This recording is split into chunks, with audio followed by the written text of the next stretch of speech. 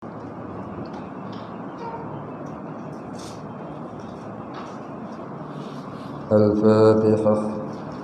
أعوذ بالله من الشيطان الرجيم.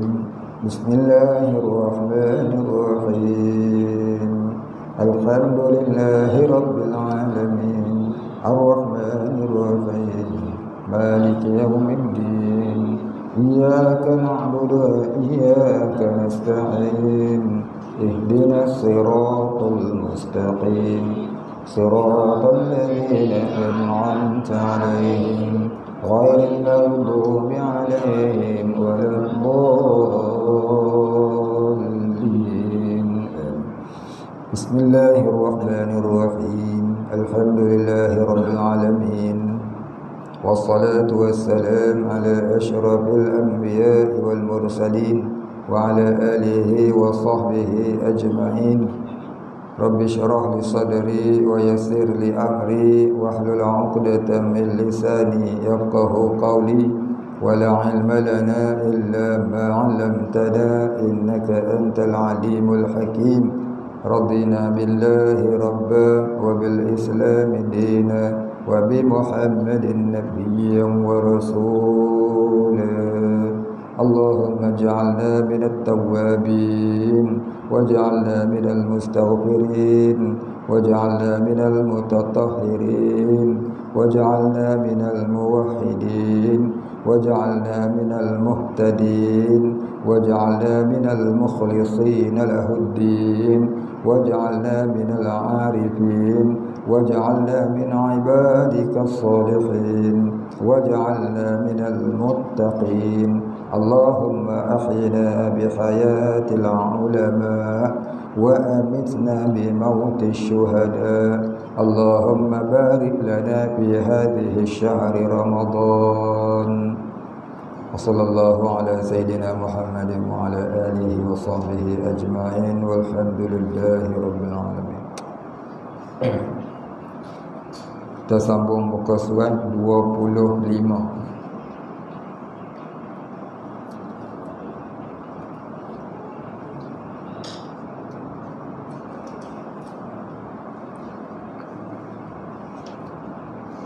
Buku ni dia banyak kosong tepi tu. Jadi tepi tu boleh catat, boleh catat apa nak catat. Jangan lukis gambar Atromin sudah. Baik, kita lihat nombor 2 muka surat 25. Baik, minggu lepas dia dah cerita untuk menuntut ilmu tadi hendaklah 3 niat. Niat yang pertama menghilangkan kejahilan diri. Niat yang pertama untuk menurut perintah Allah bagi mendapatkan keredaannya dan keampunannya. Dan nombor 3 untuk disebarkan pula kepada orang lain. Siapa menuntut ilmu niat untuk menghilangkan kejahilan dirinya.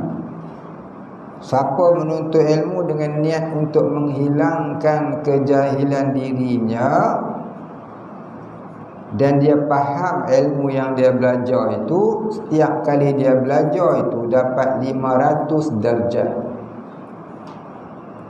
500 darjat di sisi Allah. Darjat yang macam mana Allah jua yang tahu. Dan siapa pula menuntut ilmu untuk menghilangkan kejahilan diri dan juga untuk menyampaikan pula kepada orang lain, untuk menyebarkan dakwah Islam kepada manusia, dia mendapat 1000 darjat sekali ganda. Siapa yang menuntut ilmu tiba-tiba dia terlena, dia tidur mimpi sampai ke England, elok doa habis dia pun jaga, dapat 7 darjat. Jadi orang menuntut ilmu ni tak sia-sia walaupun dia terlena. Tidur pun dapat pahala. Ya. Jadi jangan bawa tilam dengan bantal sudahlah. Kalau tertidur ni bukan menidurkan diri. Jadi maknanya besar pahala orang menuntut ilmu. Ya. Siapa yang bersalam dengan orang yang menuntut ilmu maka gugur dosa-dosa kecilnya. Jadi kita ni sama-sama ada dosa, kita salam ke kawan kita, gugur dosa kecil kita. Dosa kecil, dosa besar dah. Dosa besar kena taubat. Baik, habis. Dosa kecil macam mana? Tadi pergi pekan, ikut Abang Azli beli ikan. Nak beli ikan merah, jumpa ikan pipi merah, lawa juga. Balik-balik dia sembahyang Zuhur. Habis sembahyang Zuhur, dia pun bersalam ke kawan dia. Kawan ni semua menuntut ilmu punya kaki. Gugur dosa itu. Gugur dosa itu. Sebab apa? Bersalam dengan orang menuntut ilmu. Dia menuntut ilmu ni banyak pahala. Siapa nak pahala yang luas, rezeki yang diluaskan oleh Allah, beri makan kepada orang yang menuntut ilmu. Buka kitab pelita penuntut, besarnya pahala memberi makan kepada orang yang menuntut ilmu. Sediakan makan minum dia. Budak tu malas ke rajin tak kira, janji dia menuntut ilmu dapat pahala. Orang malas bukannya boleh kira, hari ni dia malas, tahun depan dia jadi ulama. Tak boleh kira. Anak Luqmanul Hakim yang diceritakan dalam Quran itu, mulanya malas, degil. Dah malas, degil, melawan pula. Tapi Luqmanul Hakim ni tak jemu doa pada Allah. Akhirnya ulama, anak dia yang degil tadi jadi ulama dan jadi orang soleh. Kalau kira hari ni dia degil, esok kita tak tahu. Hari ni dia malas, esok kita tak tahu. Inilah dia rahmat Allah. Dalam hadis kursi Nabi kata, Allah berfirman, inna rahmati ghulibat ghadabi. Sesungguhnya rahmatku, kata Allah, melebihi dari kemurkaanku. Jadi murka-murka Allah itu ada keampunannya. Cuma jangan kita meremehkan keampunan Tuhan.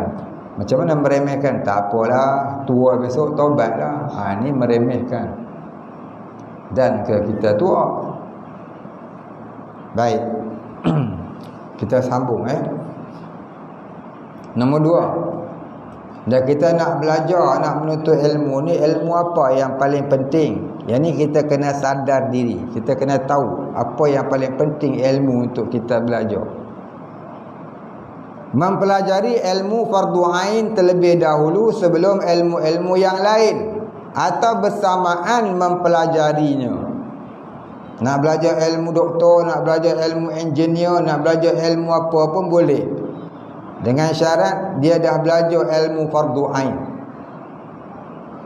Dia dah lulus ilmu fardu ain. Ilmu fardu ain ni apa dia? Tauhid, fiqh, tasawuf. Apa had ilmu tauhid? Had ilmu tauhid iaitu mengenali 68 aqaidul iman yang akan dibincangkan di dalam kitab ini. Ada poster kat belakang. Itu secara ringkasnya. Cara ringkasnya tengok poster tu. Secara detailnya tengok kitab Aqidatul Mukminin. Kitab ni saya tulis komplit 68 aqaidul iman. Siapa khatam dan dia ingat, luluslah fardu ain ilmu tauhid dia. Baca kitab ni, hafal satu kitab. Baca kitab ni, kemudian hafal. Baca hari-hari, lama-lama dia ingat. Jadikan macam Fatihah. Nak bagi mulahazah, tengok carta organisasi dia tu. Carta 68 aqaidul iman. Hari-hari tengok, baca, hafal. Sebab apa kita nak kenal ni? Sebab apa ini fardu ain ni? Sebab kata ulama ahli sunnah wal jamaah, fala tasihhul ibadah illa bima'rifatil ma'bud. Tidak sah ibadah melainkan kenal Tuhan yang diibadahkan. Tidak sah amal kebajikan yang kita buat Tuhan tak terima. Bukan kata tak terima, tak sah. Tidak sah lagi tidak makbul. Setiap ibadah kalau dilakukan tanpa mengenal Allah. Jadi ilmu tauhid ni ilmu yang amat penting, ilmu yang paling mula-mula kena mengaji. Kata Nabi SAW, innallaha lam yafrid syai'an afdalu minat tauhid. Sesungguhnya Allah Ta'ala tidak memfardukan sesuatu yang lebih utama daripada tauhid. Jadi kitab hijau yang duduk kat depan tuan-tuan faham boleh. Cuma kitab ni ada jatuh banyak. Yang kita rumi dulu dia tak jatuh, alhamdulillah. Yang jawi jatuh, sebab tu kitab ni kena ikut betul-betul. Takut nanti terlepas yang jatuh. Dia jatuh kat kilang. Jatuh siapa-siapa pun tak tahu. Jatuh-jatuh tak jumpa. Tulisan dia jatuh. Jatuh kat mana? Mungkin muka surat 50 ke atas tu. Nanti kita akan jumpa. Cepat jatuh tu nanti kita akan tanda. Bubuh balik. Baik. Itu ilmu fardu-ain tauhid. Sekurang-kurangnya kita kena mengerti 68 aqaidul iman. Yang kedua, ilmu fiqh. Ilmu fiqh ni fardu-ain ni apa dia? Wajib kita tahu 5 rukun Islam itu: syahadah, solat, puasa, zakat, haji. Akan 4 perkara tiap-tiap satunya. Apa dia? Rukunnya, syaratnya, sahnya, batalnya. Semayang, rukun semayang, syarat semayang, sah semayang, batal semayang. Puasa begitu juga. Haji bila kita wajib mengerjakannya, iaitu ada perbelanjaan. Kalau kita belum ada perbelanjaan, tak wajib belajar. Bila dah ada, wajib belajar. Jadi kita dah belajar dah sembahyang. Pagi-pagi kita dalam belajar bab sembahyang, itu hukumnya sunat. Sunat. Belajar bagi faham dulu tak apa. Lebih baik. Kemudian yang paling penting dalam 4 ni, solat, puasa, zakat, haji. Yang pertama yang paling penting syahadah. Mengucap mengakui akan syahadatain. Saya tak suka sebut mengucap. Pasal kalau mengucap saja tidak ada i'tiqad, itu munafik. Saya lebih senang menyebutnya mengakui akan syahadatain. Mengakui akan 2 kalimah syahadah. Sebab kalau mengucap saja tak mengaku, itu munafik. Macam Abdullah bin Ubay. Biar mengaku tapi tak mengucap. Mukmin tapi fasik. Dosa ada harapan masuk syurga. Tapi kalau dia bisu, nak mengucap tak boleh. Dia hanya mengakui, dia lulus Islam, sah Islam, sah imannya. Maka mengucap dekat sekolah tu tak komplit tu. Dia kena tambah mengucap serta mengakui akan 2 kalimah syahadah, baru betul.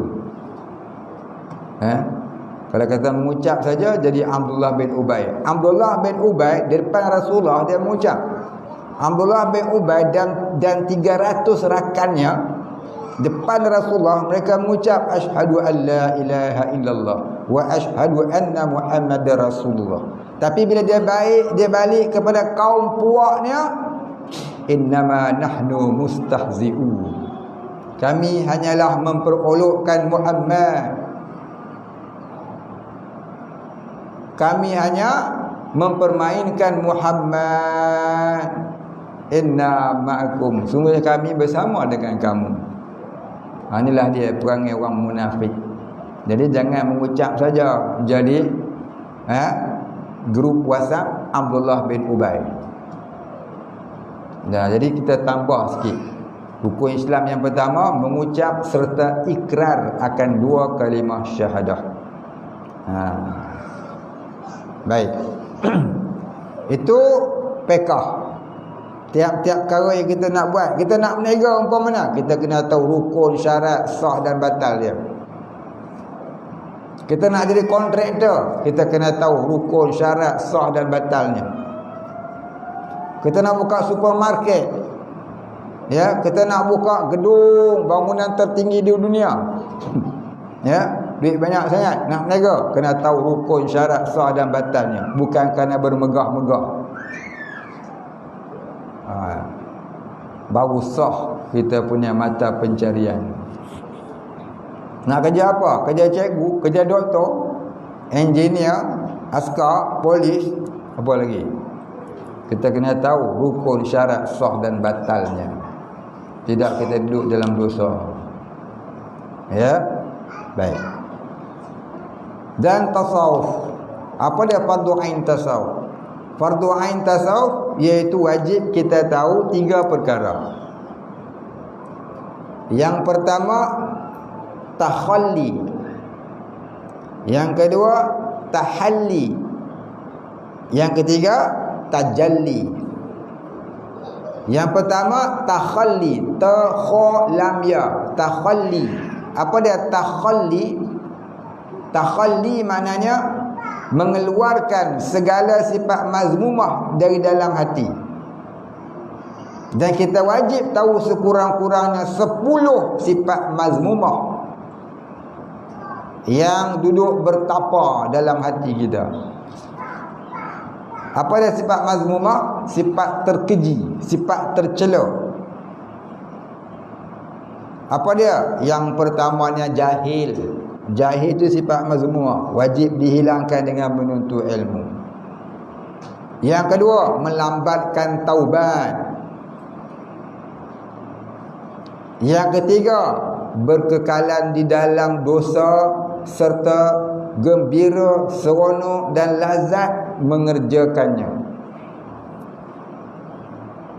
Yang keempat, cinta dunia. Yang kelima, jahat makan. Jahat makan ni apa? Jahat makan, makan tak kira, bukan kata banyak, ya, yang haram pun sabu. Itu teruk benar dah tu. Jahat makan ni kalau ikut orang tasawuf banyak sampai kenyang tu mereka jahat makan dah. Ya, tapi kita yang pekah tak lepas ni, jahat makan ni jangan sampai terkena yang haram. Kemudian jahat perkataan. Nombor 6, jahat perkataan. Kemudian tamak haloba kepada dunia. Kemudian riya, ujub, sum'ah, takabbur. Baik, sekurang-kurangnya 10 maksiat ini kita kena kenal. Banyak lagi, ni 10. Kurang-kurangnya 10 kepala-kepala ni kita kena tahu lah. Ya, banyak lagi. Nak tahu sifat mazmumah ni termasuk dosa-dosa. Dia tulis dalam kitab Az-Zawajir bagi Imam Ibn Hajar. Dia kata dosa ni ada lebih 400. Sama ada dosa batin ataupun dosa zahir. Ya, kitab Az-Zawajir. Baik, kita dah baca dulu kitab apa? Al-Yawaqid, ya. Al-Yawaqid itu cerita tentang dosa-dosa. Baik, habis. Kemudian apa pula tahalli? Tadi takhalli.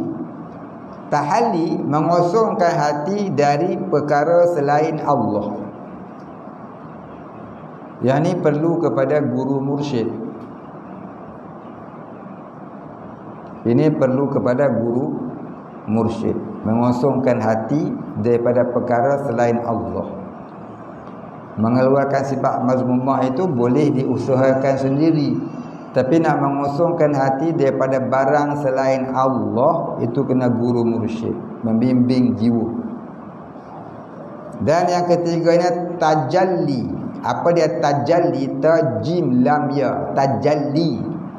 Tajalli itu iaitu memasukkan sifat-sifat mahmudah ke dalam hati. memasukkan sifat-sifat terpuji. Mahmudah ni terpuji ke dalam hati. Apa dia sifat mahmudah? Yang pertamanya al-khauf dan ar-raja, takut dan harap kepada Allah.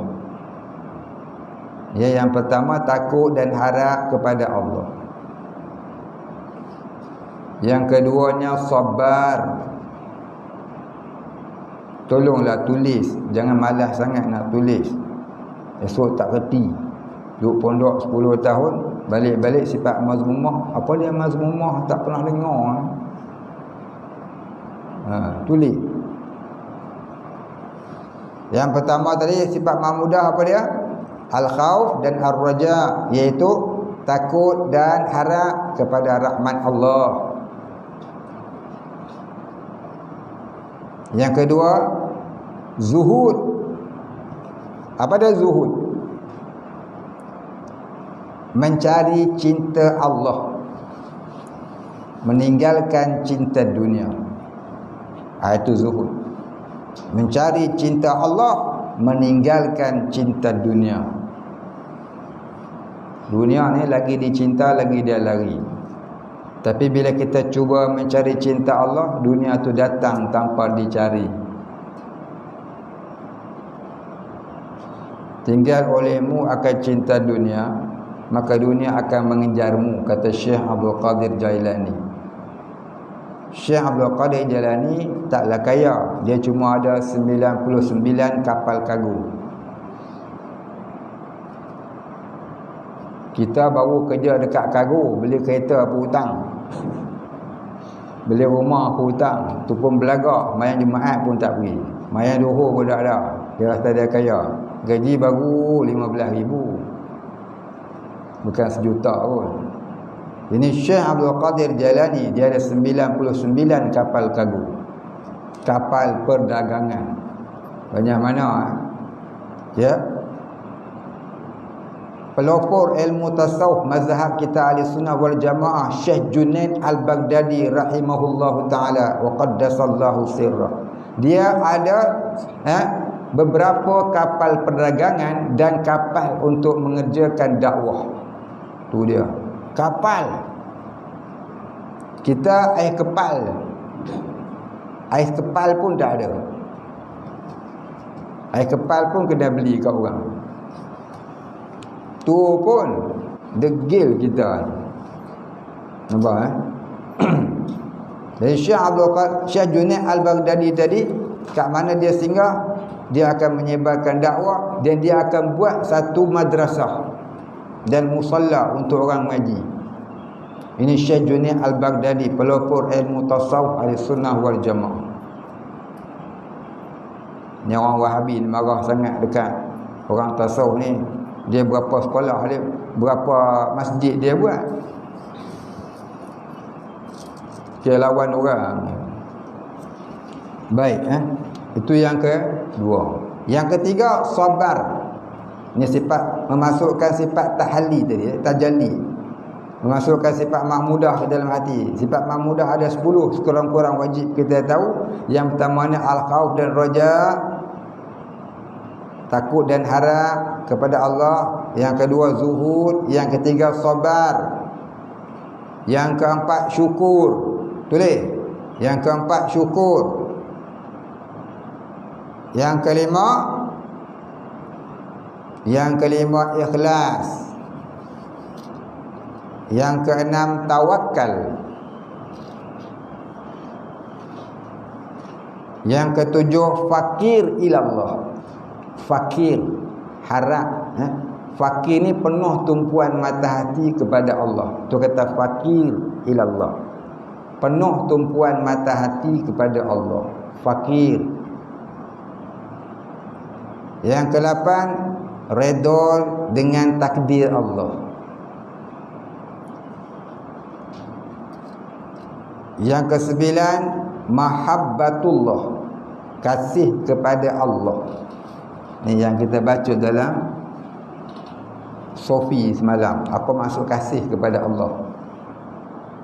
Yang ke-10, musyahadah Allah. Musyahadahkan Allah sentiasa. Tu yang ke-10 tu yang selalu orang duk baca dalam hadis Nabi, anta'budallaha ka'annaka tarah. Tu yang ke-10 tu. Sentiasa musyahadahkan Allah. Itu 10 sifat mahmudah yang wajib diketahui. Wajib tahu dan wajib dimasukkan ke dalam hati. Diusahakan masuk.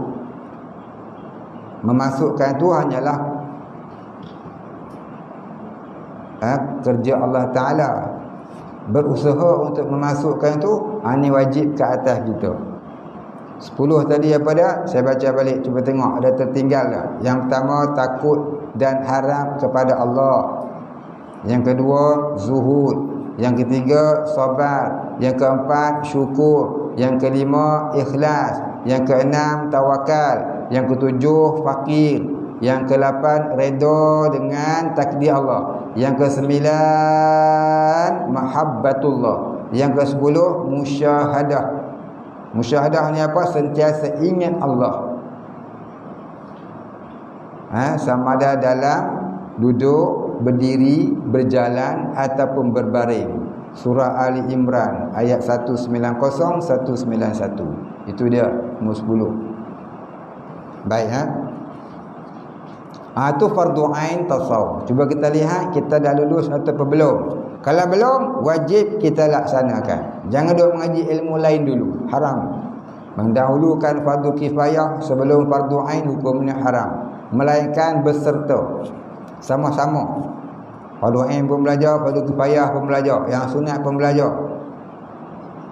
Tak apa. Jangan tinggalkan fardu ain, tidak pulun fardu kifayah. Baik, yang kedua. Yang ketiga, mempelajari dengan sistematik.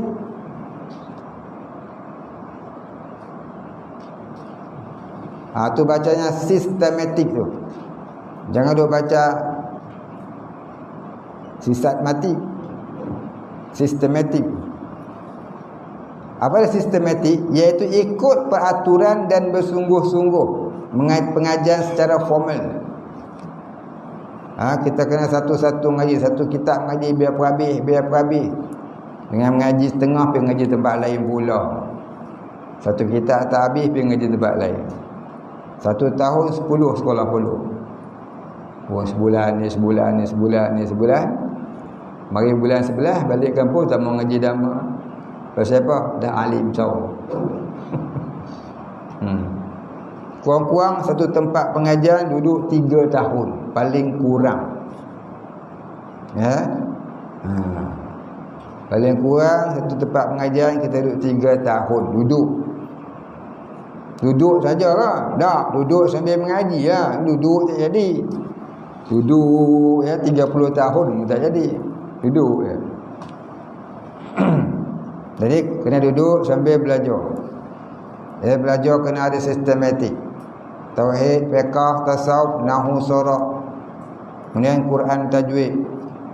Penting juga Quran tajwid ni. Sagi nahwu pandai. Macam kita Arab berarti tajwid intang bukan. Bismillahirrahmanirrahim. Puja. Baca kita Arab boleh. Baca Fatihah tumbang. Jangan. Dia reti semualah. Kurang-kurang ni yang fardu ain. Baik, habis. Tidak boleh belajar yang mana suka sahaja. Tak boleh belajar yang suka. Aku ni tauhid aku tak faham, susah. Aku nak ngaji tafsir senang.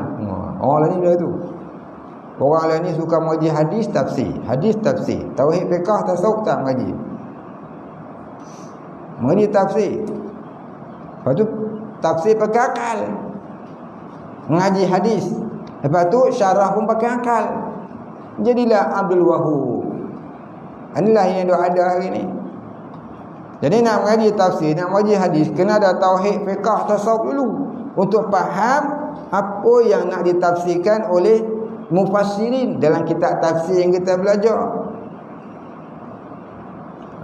Ibaratnya ilmu tauhid, fiqh, tasawuf ni induknya Quran tu.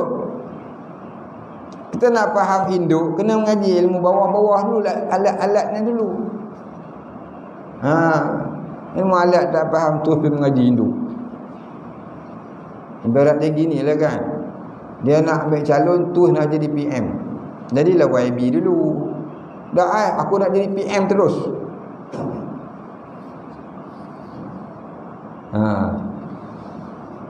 Baik, itu nombor 3. Nombor 4, mengenali musuh ibadah. Kita wajib kenal musuh ibadah kita ni apa.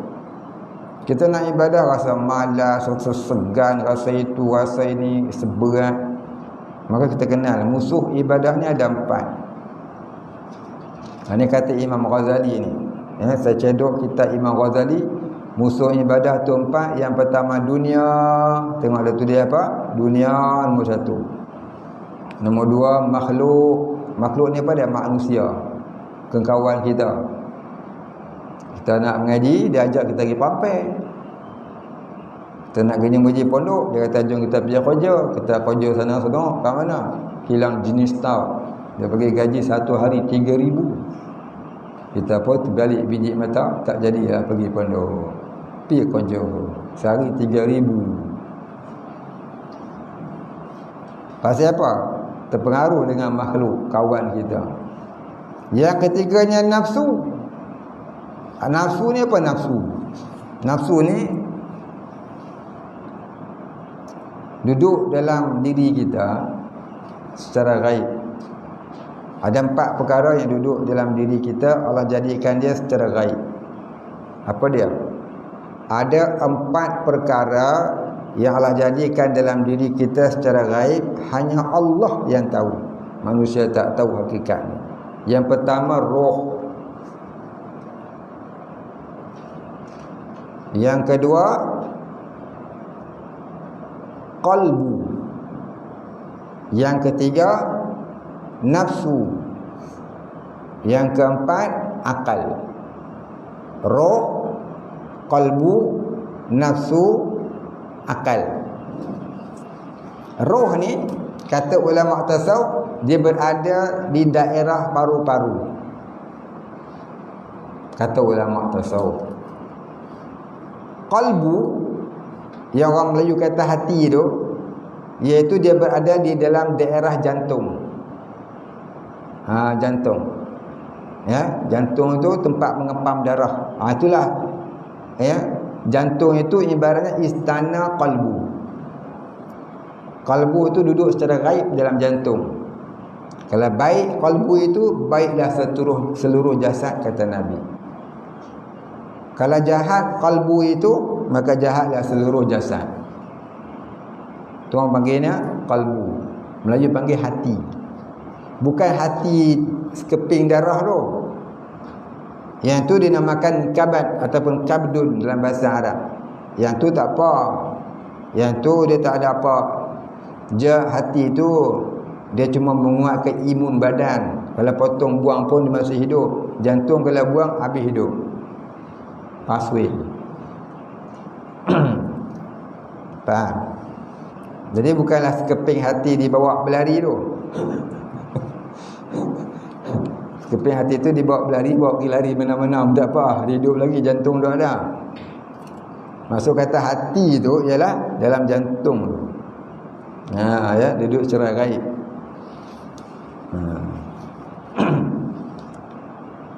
Kemudian nafsu. Nafsu pun duduk dalam jantung juga. Kalau baik qalbu, maka nafsu pun jadi baik. Kalau qalbu tu jahat, maka nafsu tu pun jadi jahat. Nafsu ada yang baik, ada yang jahat. Nafsu yang jahat namanya nafsu ammarah. Innan nafsa li'ammarati bisu. Sesungguhnya nafsu itu amat menyuruh kepada kejahatan. Tapi dia boleh dididik jadi baik. Dididik jadi nafsu apa? Lawamah. Lebih baik lagi mulhimmah. Lagi baik mutmainnah. Lebih lagi baik radiyah. Lagi baik mardiyah. Marjah ni nafsu guru mursyid. Ini darjah kewalian. Guru mursyid ni dapat kenal hati murid ni. Murid tak dapat kenal hati dia. Dia dapat kenal hati murid. Atau guru mursyid. Guru yang dapat menyelami sampai ke alam barzakh. Tu karamah dia. Ini peringkat wali lah. Kemudian lagi nafsu kamilah. Nafsu yang kamil, yang sempurna. Ini semua adalah perjalanan kerohanian orang-orang sufi. Jadi kita belajar ni jangan ambil ilmu saja, kena berjalan menjadi orang-orang sufi. Jangan ambil ilmu saja, tak ambil jalan perjalanan sufi, nanti jadi ulama usuk, ulama jahat, ulama hubud dunia. Ya. Jaga-jaga. Nabi sudah berpesan di akhir zaman, wajhuhu karrahibi wa qalbuhu kadhibi. Wajahnya seperti rahib. Rahibnya pada ahli ibadah, tapi hatinya seperti serigala lapar. Lapar dunia. Dia tak dapat peluang dah bah. Dia dapat peluang. Hukum yang dia dah tahu kata tak boleh pun dia kata boleh. Pasal apa? Ada masyhur. Maka jadilah dia kuda tunggangan. Baik, habis. Kemudian barulah syaitan. Dia kalah dengan dunia, dia kalah dengan makhluk, dia kalah dengan nafsu, baru syaitan boleh merosakkannya. Kalau dia tak kalah dengan dunia, tak kalah dengan makhluk, tak kalah dengan nafsu, syaitan tak dapat nak masuk ke dalam hati. Punca syaitan masuk dalam hati kerana sosial, percampuran lelaki dan perempuan. Ini ditegaskan sendiri oleh iblis semasa ditanya oleh baginda Nabi SAW. Saya banyak kali cerita ini, saya ulang lagi. Apa dia? Satu ketika iblis ni diperintah oleh Allah agar pergi berjumpa Nabi dan jawab segala persoalan yang Nabi tanya. Jadi iblis ni dia tak tipu Nabi. Dan dia pun ikutlah perintah Allah Ta'ala sebab dia pun takut juga. Allahu. Iblis kenal ke Allah Ta'ala. Pasal apa Allah tak kenal? Masa belum ada Nabi Adam, dia berkawan dengan malaikat-malaikat. Belum ada manusia, belum ada Nabi Adam, iblis ni namanya Azazil. Jangan buat nama anak Azazil. Suka ada anak mana tahu, dia buat nama Muhammad Azazil. Cantik. Jangan. Tu nama iblis. Jadi Azazil ni belum ada Nabi Adam, dia seorang yang baik, yang soleh, tapi tidak arif, tak arif billah. Dia soleh, baik, orang-orang baik-baik, sebab dia kawan dengan malaikat-malaikat. Siapa Azazil ni? Dia ni anak cucu Jan. Siapa Jan? Bapa jin. Jadi Azazil ni dia keturunan jin. Dia bukan malaikat, dia keturunan jin. Jadi dia senang naik ke langit sampai melihat Lauh Mahfuz pun boleh. Masa itu belum ada Nabi Adam. Bila Allah Ta'ala jadikan Nabi Adam, Allah suruh sujud sekalian malaikat kepada Adam, termasuklah Azazil. Azazil terasa dia besar diri. Kenapa pula kena sujud ke Adam? Dia jadi daripada tanah, aku jadi daripada api. Aku lagi power, dia api, ni tanah je. Bodohnya iblis ni. Api tak boleh bakar tanah, tapi tanah boleh padam api. Bodohnya iblis. Nampak? Akhirnya kekal dia dalam neraka, dalam api bila hari kiamat nanti. Jadi Azazil ni dia bukanlah malaikat dan bukan ketua malaikat seperti setengah-setengah orang duk faham. Dia adalah keturunan jin yang berkawan dengan malaikat, beribadah tiru-tiru malaikat. Sebab tu kita tak boleh buat ibadah tiru-tiru, kena mengaji dulu baru beramal. Al-ilmu imamul amal wal amalu tabi'uhu. Ilmu itu imam amal, amal itu makmum dia. Jangan beramal tanpa ilmu. Mardudatun la tuqbalu. Tertolak, tak diterima. Faham? Jadi kita biar mengaji dulu. Mengaji itu beramal dah lah. Mengaji itu sendiri ada beramal. Kita menuntut ilmu itu adalah amalan tertinggi. Selepas amalan tertinggi yang sama derajatnya seperti berperang fi sabilillah. Kata Hasan Al-Basri rahimahullahu ta'ala, tidak aku dapati amalan yang lebih tinggi daripada perang sabilillah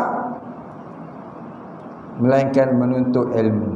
Menuntut ilmu ni besar pahala. Kita menuntut ilmu ni kita merehatkan mak ayah kita di alam barzakh.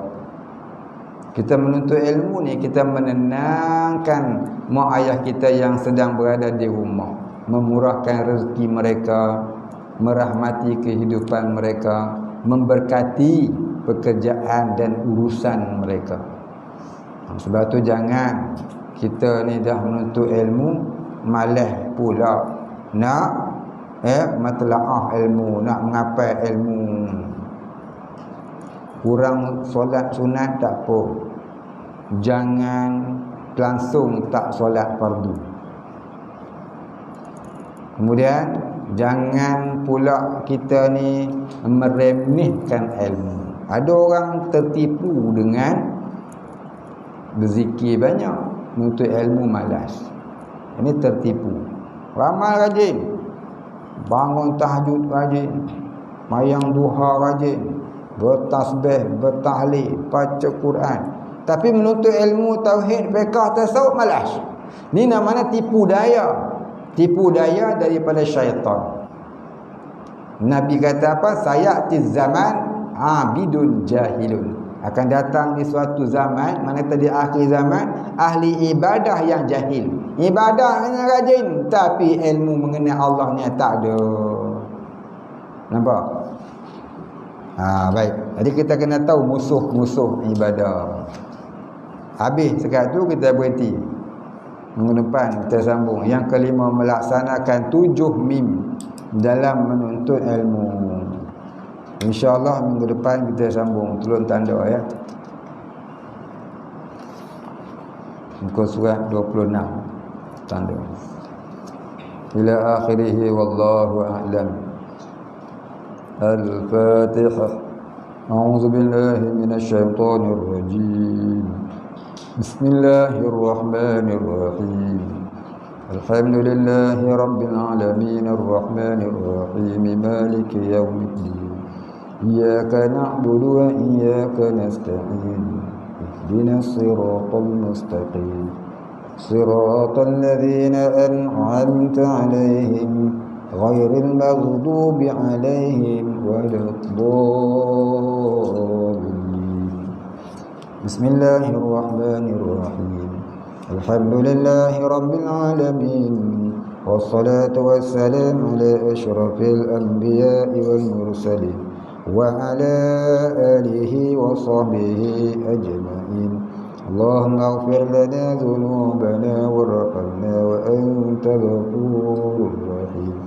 Allahumma ighfir lana dhunubana wa liwalidina warhamhum kama rabbayana shighara wa limashayikhina wa lilmuslimina ajma'ina birahmatika ya arhamar rahimin. Allahumma nawwir qulubana binuri ma'rifatik ya fattahu ya razzaq. Iftah lana fathan qariba kama fatahtahu ala anbiya'ika wa awliya'ika wa ibadika as-salihin. Wa sallallahu ala sayyidina Muhammadin wa ala alihi wa sahbihi ajma'in. Subhana rabbika rabbil izzati amma yasifun wa salamun alal mursalin walhamdulillahi rabbil alamin. Taqabbalallahu minna wa minkum.